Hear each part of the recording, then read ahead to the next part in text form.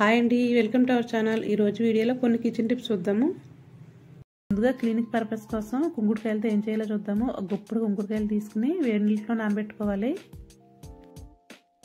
ఒక 15 నిమిషాలు వేడి నీటిలో నానబెట్టినట్లయితే రసం అంతా బాగా వచ్చేస్తుంది.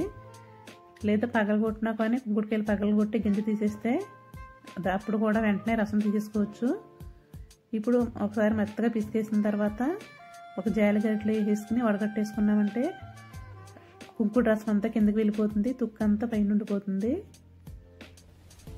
ఇప్పుడు ఈ కుంకుడుకాయ రసంలో ఒక 2 నిమ్మకాయల రసం తీసుకుని నిమ్మరసం వేసేసుకుందాం. ఇప్పుడు ఒక బాటిల్ తీసుకోవాలి. కూల్ డ్రింక్ బాటిల్, చిన్న బాటిల్ ఉంటాయి కదా, మూతకు హోల్ పెట్టేసుకుని బాటిల్లో వేసుకుందాం. ఇప్పుడు ఈ కుంకుడు రసంని క్లీనింగ్ కోసం వాడుకోవచ్చు. గిన్నెలు తోముకోవడానికి చేతులు రప్పగా అవ్వకుండా ఉంటాయి. ఎటువంటి కెమికల్ ఉండదు కాబట్టి మనకి చేతులు స్మూత్గా ఉంటాయి ఈ రసంతో తోముకున్నట్లయితే కనుక.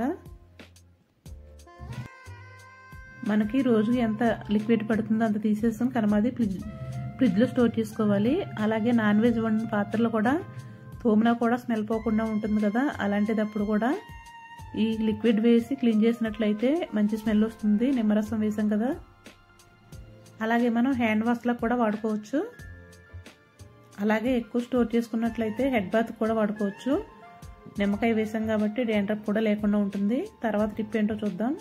మనం కిచెన్లో కుక్కర్స్ వాడి హ్యాండిల్స్ లూజ్ అయిపోతూ ఉంటాయి కదా, అలాంటిదప్పుడు మనం ఎలా టైట్ చేసుకోవాలంటే ముందు హ్యాండిల్ స్క్రూని ఒకసారి మొత్తం తీసేసుకోవాలి. స్క్రూ డ్రైవర్ తోటి మొత్తం తీసేసిన తర్వాత మనం గిన్నెలు తోముకునే స్క్రబ్బర్ ఉంటుంది కదా, ఆ స్క్రబ్బర్లోంచి ఒక చిన్న పీస్ తీసుకోవాలి. లేదా కొబ్బరి పీస్ ఉంటుంది కదా, కొబ్బరి పీస్ అయినా తీసుకోవచ్చు. చిన్న ముక్క తీసుకుని ఆ స్క్రూకి చుట్టేయాలన్నమాట. ఒక దుక్కునే కాకుండా స్క్రూ అంతా చుట్టాలి. ఒక 3-4 లైన్లు వచ్చేటట్టు చుట్టుకోవాలి. ఇలా చుట్టిన తర్వాత మళ్ళీ ఎలా ఉందో అలానే బిగించేసుకోవాలి స్క్రూ డ్రైవర్తో. మనకు వాటర్ ట్యాపులకి టేప్ ఒకటి ఉంటుంది, దాన్నే చుట్టుకోవచ్చు. ఇంకా టైట్గా ఉండిపోయి అసలు ఓడమన్నా ఓడదు, అంత టైట్గా ఉంటుందన్నమాట. లేకపోతే ఈ రకంగా అయినా చేసుకోవచ్చు. స్క్రూ తీసేసిన తర్వాత నెయిల్ పాలిష్ ఉంటుంది కదా, దాన్ని మొత్తం స్క్రూ అంతా వేసేయాలి.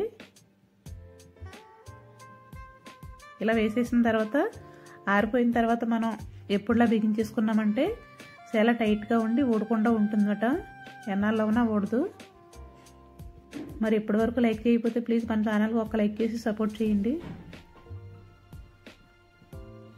కిచెన్లో బొద్దింకలు ఉంటే చికాగ్గా ఉంటుంది కదా, బొద్దింకలు లేకుండా ఉండాలంటే ఏం చేయాలో చిన్న టిప్ చూద్దాము.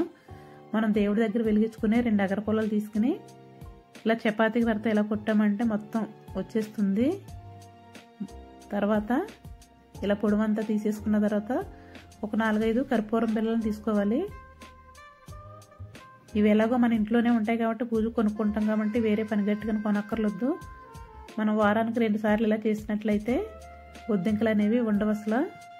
చూడండి, ఇలా మెత్తగా పొడిలా చేసేసుకున్న తర్వాత దీన్ని ఇప్పుడు గిన్నెలోకి వేసుకుందాం.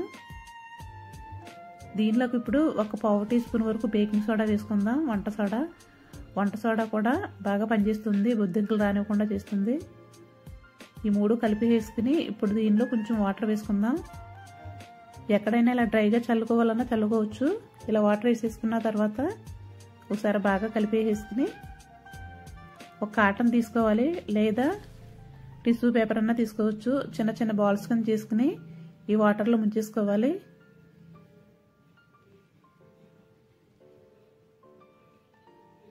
ఇలా తీసుకున్న తర్వాత ఒక్కో బాల్ని తీసుకెళ్ళి గ్యాస్ పక్కన ఒకటి, అలానే గ్యాస్ సిలిండర్ పక్కన అలా పెట్టేసుకోవచ్చు. కబోర్డ్స్లో డబ్బా పక్కన పెట్టాలంటే కనుక క్యాపులు ఉంటాయి కదా, వాటర్ బాటిల్ క్యాపుల్లో పెట్టుకుని ఏదైనా చిన్న చిన్న మూతల్లో పెట్టుకుని పెట్టేసుకోవచ్చు. మస్ అవ్వకుండా ఉంటుందన్నమాట, నీట్గా ఉంటుంది, బొద్దింకలు కూడా రావు. వీడియో నచ్చితే please subscribe. Thank you for watching.